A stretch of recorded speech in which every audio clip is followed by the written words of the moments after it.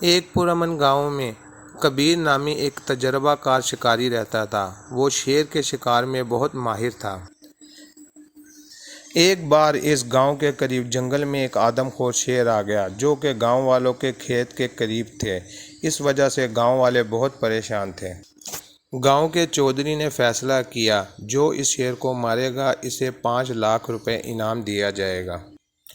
کبیر خان نے شیر کو مارنے کا پورا منصوبہ بنایا۔ وہ شکار کرنے سے پہلے پورا منصوبہ بندی کرتا تھا۔ اس نے اگلے روز ایک نئی بندوق، ایک نیا شکاری چاقو اور 2 جال خرید لیے۔ کبیر خان جانتا تھا کہ شیر رات کو ایک بار جنگل کی واحد نہر پر پانی پینے ضرور آئے گا۔ چنانچہ وہ ایک درخت کے اوپر چڑھ گیا اور جال کو نہر کی چاروں طرف پھیلا دیا۔ اگلے روز جب اس نے یہ بات گاؤں والوں کو بتائی تو وہ بہت خوش ہوئے، مگر اب چودھری کے دل میں لالچ پیدا ہوا۔ اس نے انعام دینے سے انکار کر دیا۔ اب کبیر خان کو بہت غصہ آیا۔ اب کچھ روز سے چودھری کے گاجر کے کھیت میں ایک خرگوش آ گیا تھا۔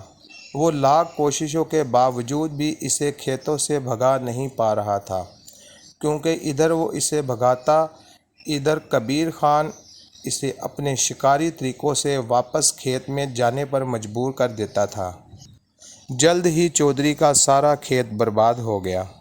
اب وہ بہت پریشان ہوا اور اب کبیر خان سے مدد لینے کے بارے میں سوچنے لگا، مگر کبیر خان نے اس کی ایک نہ سنی۔ اس سے کہا، پہلے تم میرے پچھلے 5 لاکھ اور اس خرگوش کو مارنے کے 2 لاکھ پیشگی دو۔ آخر چودھری کو 7 لاکھ روپے دینے پڑے۔ تب کہیں جا کر اس نے خرگوش کو بھگایا۔ پھر کبیر خان خوشی خوشی اپنے گھر واپس چلا گیا۔